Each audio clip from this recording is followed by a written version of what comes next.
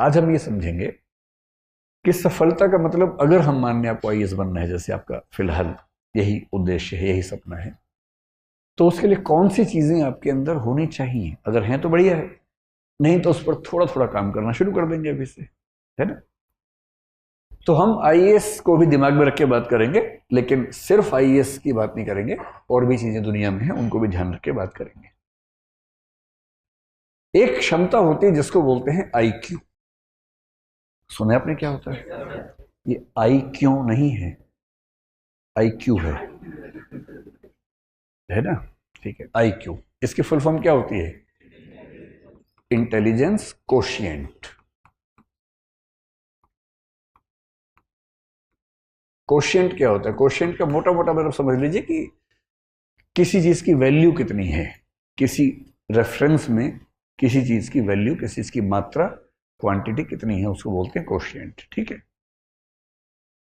IQ का सरल भाषा में मतलब है कि आप कितने तार्किक व्यक्ति हैं, आप कितने बौद्धिक व्यक्ति हैं, आपकी जो तार्किकता है, रैशनैलिटी है, आपकी जो रीजनिंग की कैपेसिटी है, लॉजिक की कैपेसिटी है, लॉजिक, रीजनिंग, ये सब शब्द लगभग मिलते जुलते हैं। ये क्षमता कितनी है आपके अंदर? और दुनिया के इतिहास में ऐसा कई लोगों ने माना कि सबसे सफल व्यक्ति वही है जिसके अंदर तार्किक क्षमताएं ज्यादा है। कुछ हद तक ये बात ठीक भी है, क्योंकि अगर आप तार्किक ज्यादा हैं तो आपकी डिसीजन मेकिंग कैपेसिटी बेहतर होगी, जो कि डीएम में होनी भी चाहिए। डीएम में क्या है? डिसीजन मेकिंग है ना। क्योंकि फैसले कर रहे हैं, और आपका फैसला केवल आपके बारे में नहीं है, पूरे जिले की जिंदगी के बारे में। 12, 14, 15 साल की सर्विस के बाद आप पूरे राज्य के स्तर पर प्रभावित करने लगते हैं समाज को। और यदि आप सेंटर की डेपुटेशन पर आ गए और 25-28 साल की सर्विस कर चुके हैं, तो आपकी कलम पूरे देश की नियति तय करती है। इसलिए बहुत जरूरी है कि आप सोच समझकर फैसले करें। आपका चीजों को समझने का, फैसला करने का जो प्रोसेस है, उसमें जो तटस्थता चाहिए, ऑब्जेक्टिविटी चाहिए, वो एकदम ठीक हो। ऑब्जेक्टिविटी का मतलब है कि आप फैसले इसलिए नहीं करते कि आपका मूड अच्छा नहीं था, आपकी विचारधारा ये है, आपके मन में ये भावना आ गई अचानक, नहीं। आप फैसला करेंगे तथ्यों के आधार पर, फैक्ट्स, आर्गुमेंट्स, और दुनिया के बाकी देशों में कैसे सिस्टम चल रहे हैं, बाकी राज्यों में कैसे चल रहे हैं, उन सबको स्टडी करेंगे। और उन सब के बेस पर जो सबसे अच्छा आपको लगेगा, या अच्छे अच्छे को मिलाकर जो बेस्ट लगेगा अपने समाज के लिए, आप उसको अप्लाई करेंगे। ये जो पूरी क्षमता है, इसको बोलते हैं इंटेलिजेंस कोशिएंट। और हम मानते हैं कि बिना इंटेलिजेंस की सुपीरियोरिटी के आप सचमुच कम से कम सिविल सेवाओं में तो ना जा सकते हैं, ना शानदार परफॉर्म कर सकते हैं। कुछ ऐसे लोग हैं जो संयोग से, किसी तुक्के से सिलेक्ट हो भी गए कभी, तो वो अच्छे परफॉर्मर नहीं हो पाते। आप एक जिला ठीक से नहीं संभालेंगे, एक दुर्घटना करवा देंगे, तो आपको अगला जिला मिलेगा ही नहीं। फिर आपको सचिवालय में कोई ऐसी पोस्ट देंगे जिस पोस्ट की वैल्यू बहुत कम होती है।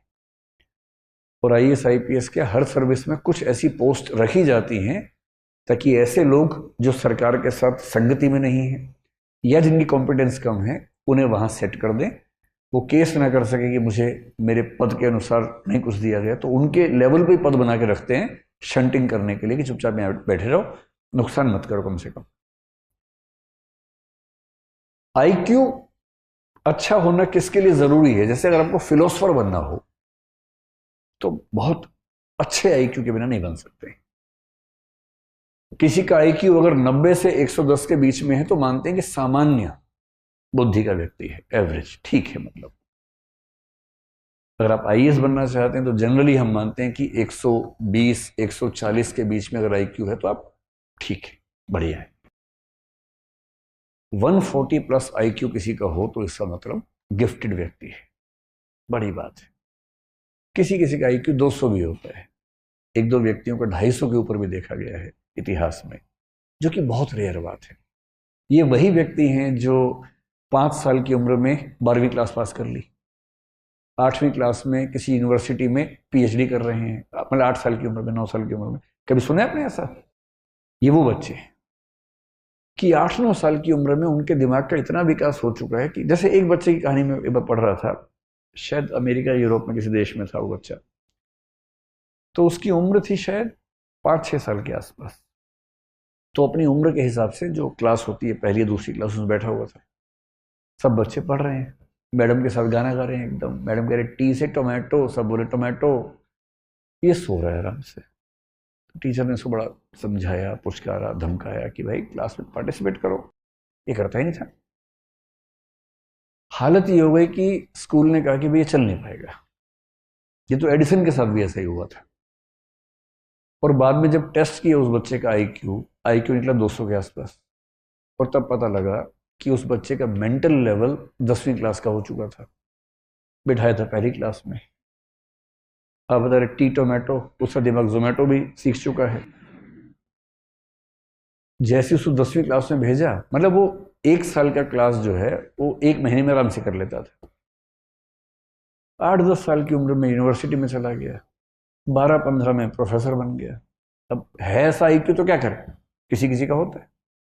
और आईक्यू में दिक्कत यह है कि आईक्यू हमारे चाहने से नहीं बढ़ेगा। आईक्यू में बड़ी मात्रा इस बात की है कि आपको जेनेटिकली, बायोलॉजिकली कितना आईक्यू मिला। हाँ, एक रेंज के अंदर थोड़ा बहुत हम कोशिश से बढ़ा सकते हैं, लेकिन अभूतपूर्व परिवर्तन उसमें करना चाहें, आमूलचूल बदलाव करना चाहें तो नहीं कर सकते।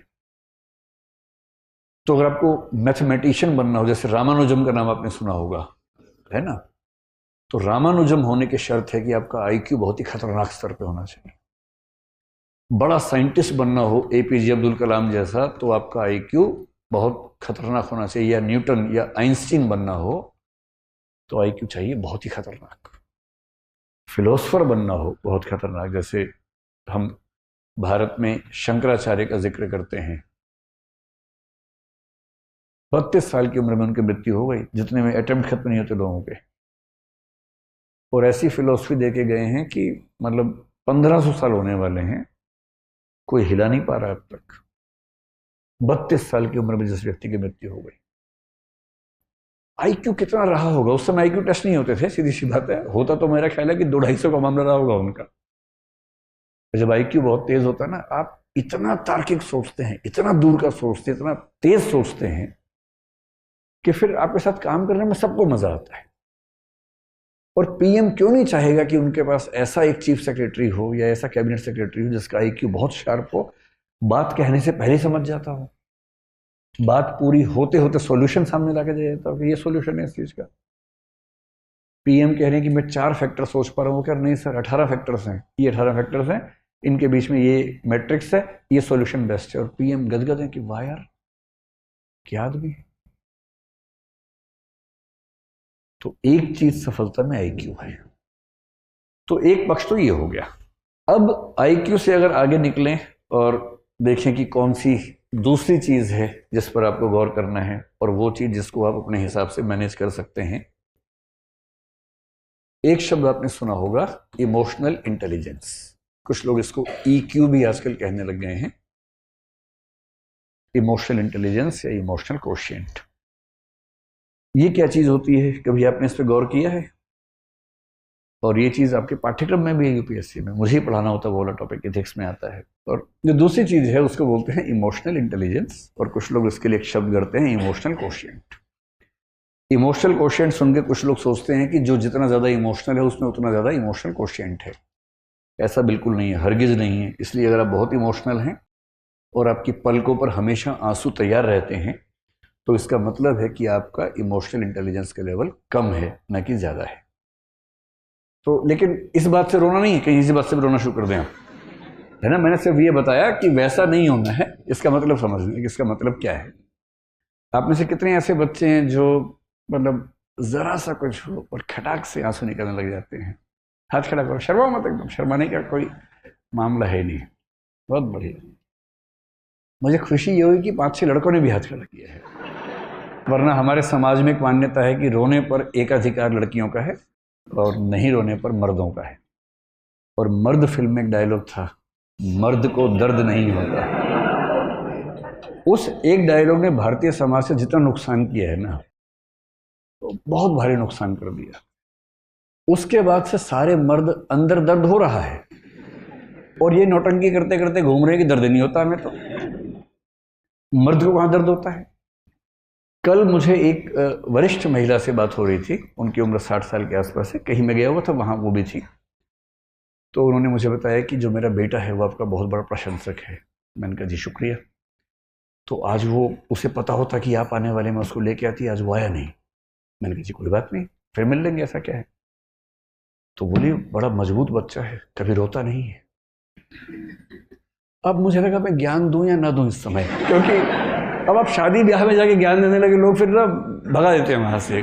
और खाना भी नहीं खाया था उस समय तक मैंने, बिना खाना खाए भगा देते तो बड़ा नुकसान हो जाता। शादी ब्याह में आदमी क्यों जाता है बेसिकली?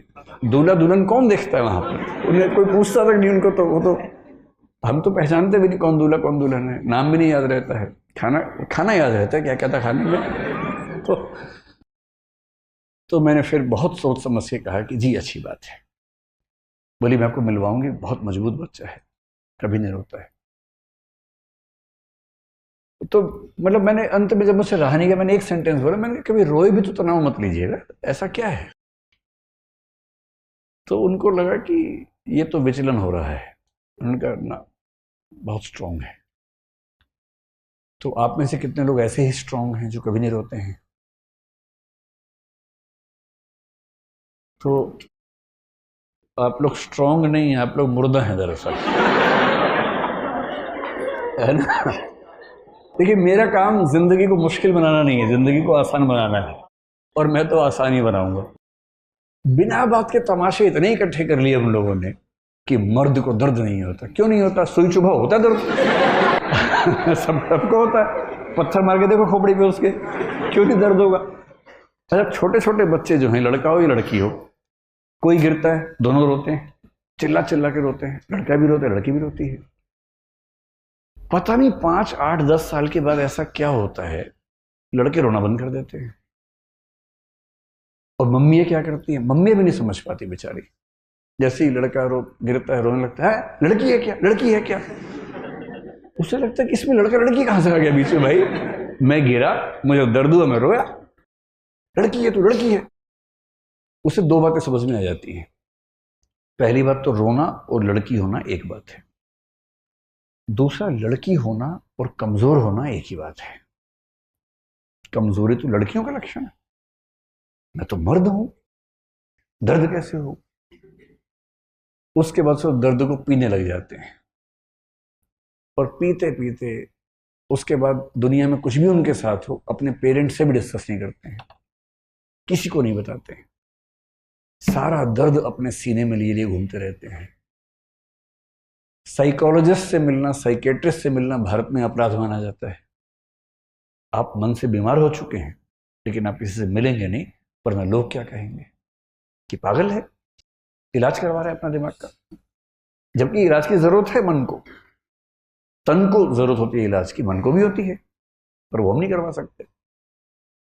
और इस चक्कर में लगभग हर पुरुष अंदर से लहूलुहान है, ऊपर से मुस्कुराना भी है, क्योंकि लोग क्या कहेंगे, हंसते नहीं है तो, मुस्कुराते ही नहीं है भाई साहब, तो भाई साहब क्या करें। धीरे धीरे एक नकली मुस्कुराहट ओढ़ देते हैं और जिंदगी भर उसको ढोते रहते हैं। और ये कहानी आप सबके पापाओं की बता रहा हूं मैं, किसी अंकल की नहीं बता रहा हूं। ऐसे में लगता है कि मेरे पापा तो ठीक है, अंकल के बारे में चल रहे, नहीं, आपके पापा भी वैसे ही होंगे। वो मजबूर हैं, रो नहीं सकते, खुश दिखने का नाटक करना जरूरी है उनके लिए। तो एक तो आप वैसे होना मत, और अपने आसपास जो वैसे हो गए हैं उनको थोड़ा सा सहज बना देना। उनको कहना कि पापा एक आध बार रो लो ना यार, ऐसा क्या है, चलो हम दोनों बैठते हैं, गप्पे मारेंगे, थोड़ा अपने मन की बात बताओ। जब मम्मी से पहली बार मिलने गए थे क्या क्या हुआ तो बताओ ना जरा, दोस्त बनो उनके, क्यों इतना डिस्टेंस रखना, कभी दोस्त बन जाइए। जितनी उम्र बढ़ती है उतने दोस्त खत्म होने लगते हैं, कोई दोस्त नहीं बचता उस उम्र में, तो आप दोस्त बन जाइए। ये होती है इमोशनल इंटेलिजेंस। इमोशनल इंटेलिजेंस का मतलब रोना नहीं है, मैं नहीं रोऊंगा ये भी नहीं है, ये दोनों मूर्खताएं हैं। बात बात पे रोना कमजोरी का लक्षण है। कभी नहीं रोऊंगा ये जबरदस्ती ओढ़ी हुई पाली हुई मर्दानगी का लक्षण है, जिसकी कोई कीमत नहीं, रत्ती भर वैल्यू नहीं। इमोशनल इंटेलिजेंस का मतलब क्या होता है? एक मतलब होता है अपने जो इमोशंस हैं उनको समझ पाना, बारीकी से समझना, और दूसरा उनको जितना कंट्रोल करने की जरूरत है उतना कंट्रोल कर पाना, इसकी क्षमता। जितना करने की जरूरत है, जबरदस्ती नहीं। कभी कभी खुद को ढीला छोड़ देना कि रोने का मन कर रो लो यार, ऐसा क्या है। लाइफ इन ए मेट्रो एक फिल्म आई थी बहुत पहले, उसमें एक लड़की ऐसी ही स्थिति में थी, ना कह सकती है किसी से, ना गुस्सा कर सकती है, ना बोल सकती है, ना रो सकती है। तो अगर मैं ठीक याद कर पा रहा हूं तो इरफान खान उस फिल्म में थे। इरफान खान उसको ले गया टंकी के ऊपर, पानी की टंकी थी, छत थी, पता नहीं क्या था कुछ था। वो बोला कि चिल्ला के रो यहां पर। दो चार बार तो नहीं कर पाते, फिर वो चिल्ला के रोती है, जोर से चिल्लाती है, चिल्लाते चिल्लाते रोने लगती है। और एक बार रो लेती है और उसके बाद महसूस करती है कि इतना हल्का तो मैंने कभी महसूस नहीं किया अपने आप को। इतनी सारी गांठें जो मन के अंदर थी, गिरहें जो मन के अंदर बन गई थी, उनसे मुक्त भी तो होना है। अपने इमोशंस को समझना, उन्हें मैनेज करना, कंट्रोल का मतलब मैनेज करना। और यदि इमोशंस बोझ बन रहे हैं तो उस बोझ से मुक्त होना, और यही काम दूसरों के लिए कर पाना। दूसरों के इमोशंस को समझना, उनके इमोशंस को उतना कंट्रोल करना जितना जरूरी है, और जरूरी है तो उनको उनके इमोशंस की गिरफ्त से मुक्त करना। ये किसी के अंदर अगर आ गया ना, कमाल कर देता है, कमाल। आजकल कुछ लोग इसी के एक हिस्से का एक नया नाम रखते हैं जिसको बोलते हैं एडवर्सिटी कोशिएंट। एडवर्सिटी कोशिएंट का मतलब क्या होता है कि जीवन में कठिनाइयां तो आती हैं, उन कठिनाइयों में अपने आप को संभालने की क्षमता। अब आप जिस यात्रा पर निकले हैं ना, ये आसान यात्रा नहीं। आसान यात्रा होती है 2 दिन 4 दिन 8 दिन 10 दिन पढ़ लिए, हो गया, बात खत्म हुई। ये तो यात्रा 2 साल लंबी यात्रा है। और बहुत ऐसे क्षण आएंगे जब आपको लगेगा कि सब खत्म हो गया। अब कितने बड़े 30 मार्का हो, कितने बड़े तोप हों आप, बीच बीच में ऐसे क्षण जरूर आएंगे कि आप समझेंगे कि नहीं हो पाएगा। कभी घर में कुछ हो जाएगा, कभी कोई बहुत नजदीकी व्यक्ति है उसे कुछ हो जाएगा, कभी आप कुछ पढ़ रहे हैं नहीं समझ में आ रहा, आपने बड़ी कोशिश की नहीं समझ में आ रहा, किसी बात से एंग्जाइटी हो गई, कभी किसी ने सोशल मीडिया पे आपके खिलाफ कुछ लिख दिया, अजीब सी स्थिति हो गई। ये चीजें सारी आपको मजबूत करने के लिए आती हैं। इन इन इन हर स्थिति को समझने की आपके लिए सीखने का मौका है। मैं अक्सर एक बात कहता हूं कि मुझे पॉलिटिक्स का बहुत अनुभव नहीं है। स्कूल कॉलेज में मैंने पॉलिटिक्स में पार्टिसिपेट किया, उसके बाद नहीं किया। उस समय सोशल मीडिया था नहीं। पर स्कूल कॉलेज की पॉलिटिक्स की इतनी हैसियत नहीं होती कि अखबारों में आपके बारे में छपे, तो छोटी मोटी बात है। फिर मैंने कुछ साल पहले एक छोटा सा राजनीतिक अनुभव लिया अपने सोसाइटी में, इलेक्शन लड़के प्रेसिडेंट बन के मैंने 1.5 साल काम किया। और मैंने जिंदगी में पहली बार देखा कि सोशल मीडिया पर आप कितना भी अच्छा काम करें, लेकिन सोशल मीडिया पर क्रिटिसिज्म इतना ज्यादा होगा। पॉलिटिक्स में अगर आप हैं, जो विपक्ष है वो भी तो कुछ करेगा ना भाई, उसका अपना धर्म है, उसको झेलना बड़ा मुश्किल काम होता है। और तब मुझे संवेदना होने लगी राजनीतिक लोगों से, जिनसे पहले कभी कभी ऐसा भाव आता था कि ये तो सब चोर हैं, लुटेरे हैं, ऐसा आमतौर पर लोग बोल देते हैं। अब मैं कभी सोचता हूं कि राहुल गांधी अगर कभी अखबार देख लें, यूट्यूब देख लें, व्हाट्सएप देख लें, या कोई भी सोशल मीडिया देखें, और अपने बारे में ऐसी ऐसी चीजें देखें जो बेशक बना के बताई गई हों, वीडियो काट के बनाई गई हों, और छवि बर्बाद करने के लिए बनाई गई हो, और वही क्यों, कोई भी नेता, कितना मुश्किल होता होगा झेलना। रोज डिप्रेशन जैसी स्थितियां बनती होंगी। और कभी अगर आपने नहीं झेला तो एक बार झेल लीजिए। मुझे तो अब अभ्यास हो गया ठीक ठाक, पहले तो नहीं था, तो मैं बड़ा अभ्यस्त हो गया उन चीजों का। आप समझ रहे हैं कि मैं क्या कह रहा हूं। अब तो मैं उसका अभ्यस्त हो गया हूं। लेकिन जिसने नहीं झेला है ना, पहली बार जब होगा ऐसा, बड़ा मुश्किल हो जाता है, बहुत मुश्किल। और ऐसा कभी जीवन में हो तो उसको झेलने की क्षमता डेवलप करनी है, उस प्रॉब्लम से बाहर निकलना पर्याप्त नहीं है। अगली बार ऐसी प्रॉब्लम आए तो जैसे कोरोना का वैक्सीन लिया है ना, ये भी एक वैक्सीन है। एक ट्रबल हुई, एंटीबॉडीज बन गई, अगली बार वो ट्रबल हुई तो आप झेल पा रहे हैं आराम से, क्योंकि आपने सीख लिया है। तो इमोशनल इंटेलिजेंस में जो चीजें होती हैं, जो चीजों पर गौर करना है, एक चीज हमेशा ध्यान रखना है कि इग्नोर करने की कला विकसित कर लीजिए। देखिए, इस जिंदगी में इतने तनाव है, पहले बहुत तनाव है, तनावों को आमंत्रित मत कीजिए। इतने मोर्चे पहले ही खुले हैं, और मोर्चे मत खोलिए अपनी तरफ से। तैयारी पे फोकस कीजिए, जो जरूरी है जिंदगी में वो सब करते रहिए। अनावश्यक युद्ध मत लड़िए, और अपनी इमोशनल स्ट्रेंथ को बचा के रखना है। वो तभी होगा जब आप बहुत सारी चीजों को इग्नोर कर सकें। कोई आपका मजाक बना रहा है, क्लास में किसी ने कुछ बोल दिया, लड़ना नहीं है, इग्नोर करना है। आप किसी को पसंद करते हैं मान लीजिए, और उसने किसी और को पसंद कर लिया, तो ये नहीं कि तेजाब की बोतल खरीद के घूम रहे हैं उसके पीछे पीछे, ये तमाशा नहीं करना है। ये गधेपन का चरम लक्षण है। जीवन में सीखने के लिए बहुत जरूरी चीज है ये सीखना कि मुझे रिजेक्ट किया जा सकता है। रिजेक्शन को सीखना बहुत जरूरी है। मैं तो कहता हूं बच्चों से भी जो मेरे आसपास हैं कि एक बार रिजेक्शन मिलना बहुत जरूरी है भाई। तुम किसी भी लट्टू बने बने घूमो, उसको बोलो और वो कहे कि I am not interested in you, ये झेलना बहुत जरूरी है। इससे आदमी के पैर जमीन पे रहते हैं। लेकिन इस वजह से रिजेक्ट मत करना दूसरों को कि मैं तो सिखा रही हूं, मैं तो सिखा रहा हूं, ऐसे नहीं है। वो तो अपना फैसला अपने हिसाब से करना चाहिए। लेकिन रिजेक्शन का दर्द, और उस दर्द को, अब जैसे किसी ने रिजेक्ट किया, आपके पास 3 तरीके हैं। एक तरीका है आप कहें कि छोड़ूंगा नहीं, अब मैं रात दिन तेरे बारे में ही सोचूंगा, अब मैं सुबह अपने घर से उसी टाइम निकलूंगा जब तू निकलेगी या तू निकलेगा, वहीं जाऊंगा जहां जहां तू जाएगी या जाएगा। मैं तेरा बॉडीगार्ड हूं अब से, सुबह तेरे पीछे पीछे आऊंगा, शाम तक पीछे पीछे घूमूंगा, क्योंकि मैं बेरोजगार हूं और मेरे दिमाग में इतनी आज़ादी नहीं है कि मैं कुछ और सोच सकूं जीवन में। मैं तुम्हारा बंधुआ मजदूर हूं, मैं तुम्हारा गुलाम हूं, मैं तुम्हारा स्लेव हूं। और ऐसे ही मूर्खों ने ऐसे गीत लिखे, जो तुमको हो पसंद वही बात कहेंगे, तुम दिन को अगर रात कहो रात कहेंगे। अजीब बात है भाई, तुम दिन को रात कहो मैं भी रात, मैं गधा हूं कि मैं रात कहूंगा दिन को यार। वही साहिर वाली बात, ले दे के अपने पास एक नजर ही तो है, क्यों देखे जिंदगी को किसी की नजर से, हम अपनी नजर से देखेंगे, क्यों किसी के पीछे पागल होंगे। भाई आपको कोई अच्छा लगा, आपने कहा, उसने मना कर दिया, बात खत्म हो गई।